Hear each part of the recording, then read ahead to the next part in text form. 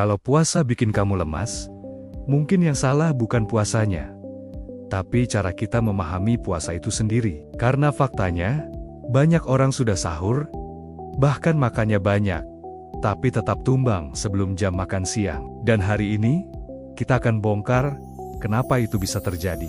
Puasa sudah dilakukan manusia ribuan tahun, bukan cuma karena agama, tapi juga karena tubuh manusia memang punya mekanisme untuk bertahan tanpa makanan selama periode tertentu. Masalahnya, kita hidup di zaman yang tidak pernah benar-benar melatih mekanisme itu. Kita terbiasa makan sering, ngemil terus, dan minum manis kapan saja kita mau. Pola hidup seperti ini membuat tubuh kita selalu berada dalam mode siap makan. Begitu puasa datang, tubuh jadi kaget. Bukan karena benar-benar lapar, tapi karena kehilangan ritme yang biasa ia jalani. Tubuh kita seperti mesin yang diprogram untuk menerima asupan setiap beberapa jam. Lalu tiba-tiba program itu dihentikan. Kejutan inilah yang seringkali kita terjemahkan sebagai rasa lemas. Ini adalah mindset pertama yang perlu kita luruskan. Banyak sekali orang mengira, aku lemas karena kurang makan.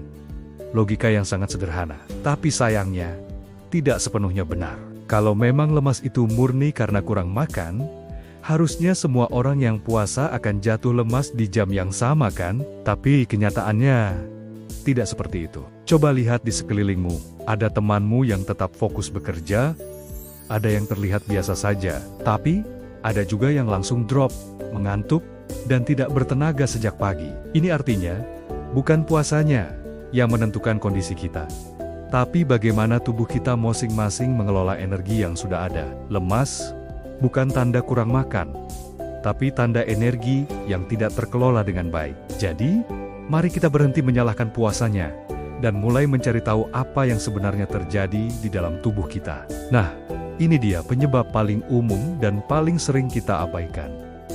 Energi yang naiknya cepat, jatuhnya juga cepat. Saat sahur, banyak dari kita mengisi tubuh dengan makanan atau minuman yang salah. Nasi putih porsi besar, roti tawar dengan selai manis, sereal bergula, atau teh manis hangat. Makanan dan minuman seperti ini memang memberikan lonjakan energi yang instan. Gula darah kita langsung naik, dan kita merasa siap menghadapi hari. Tapi, apa yang terjadi setelah itu? Karena lonjakan energinya terlalu cepat dan terlalu tinggi, tubuh kita merespons dengan melepaskan insulin dalam jumlah besar untuk menurunkannya. Akibatnya, gula darah kita anjlok drastis. Inilah yang membuat sekitar jam 9 sampai jam 11 pagi terasa begitu berat. Kepala mulai terasa kosong, badan terasa seperti kehabisan baterai, dan kita jadi mudah mengantuk. Ini bukan karena kamu lapar, tapi karena sumber energi utamamu, yaitu gula, sudah habis terbakar terlalu cepat.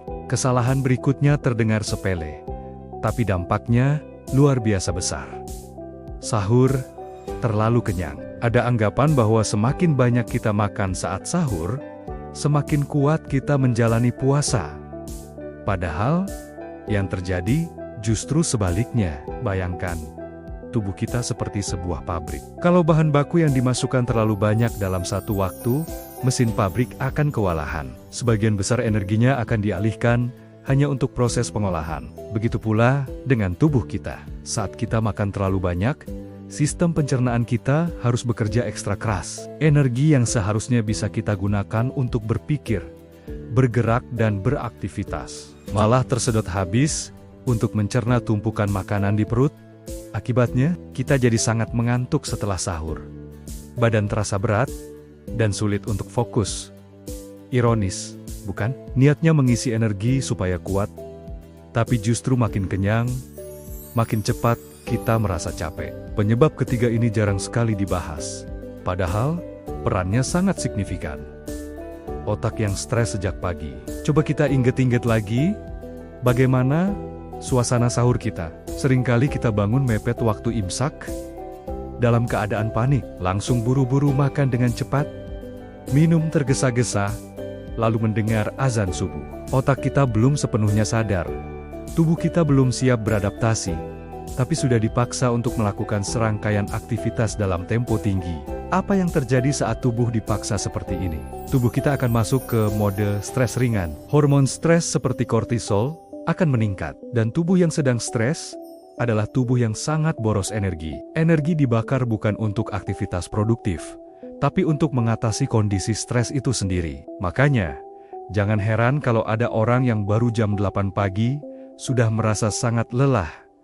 Padahal aktivitas fisiknya belum berat sama sekali. Stres yang kita ciptakan sendiri sejak subuh itulah biang keladinya. Jadi, mari kita reset mindset kita. Puasa itu bukan ujian fisik, bukan lomba kuat-kuaton, menahan lapar dan haus. Anggaplah puasa sebagai sebuah kesempatan untuk melakukan pengaturan ulang atau setting pada ritme hidup kita. Ini adalah momen untuk mengatur ulang ritme makan, ritme tidur, ritme kerja, bahkan ritme fokus kita. Selama 11 bulan, kita terbiasa dengan ritme tertentu. Lalu di bulan puasa, aturannya berubah total. Kalau kamu tetap memaksakan ritme lama di dalam kondisi yang baru ini, yang terjadi bukanlah adaptasi, tapi kelelahan sistemik. Kamu mencoba berlari maraton dengan strategi lari sprint.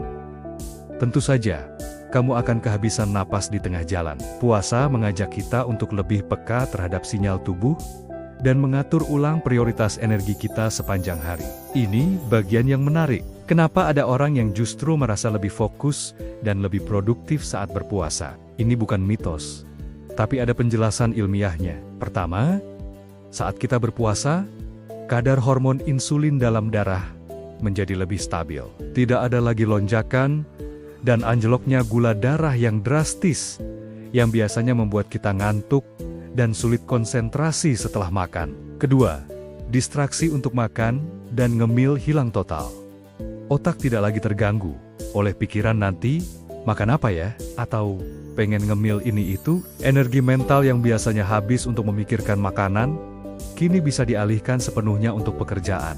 Ketiga, tubuh secara alami masuk ke mode hemat energi, membuatnya lebih efisien. Kalau kondisi ini dimanfaatkan dengan benar, otak bisa menjadi lebih tenang, jernih, dan fokus menjadi lebih tajam. Tapi, kondisi superfokus ini hanya bisa terjadi kalau kamu tidak boros energi di pagi hari, tidak memaksa melakukan kerja berat di jam-jam rawan, dan tidak mengacaukan ritme tubuhmu sendiri dengan sahur yang salah.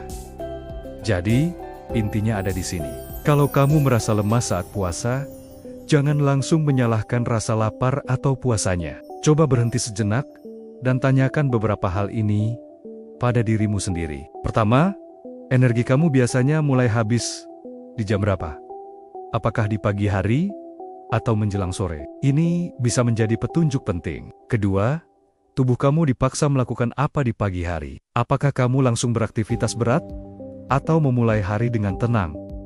Ketiga, bagaimana kondisi pikiranmu sejak bangun? Apakah otak kamu merasa stres dan terburu-buru, atau tenang dan siap? Karena seringkali, yang membuat kita tumbang di tengah hari bukanlah perut yang kosong, tapi cara kita memulai hari yang salah, yang menguras habis energi kita, bahkan sebelum hari itu benar-benar dimulai. Di episode berikutnya, kita akan membahas hal yang paling krusial, dan menjadi solusi dari semua masalah ini. Sahur seperti apa yang bisa membuat kita kuat seharian?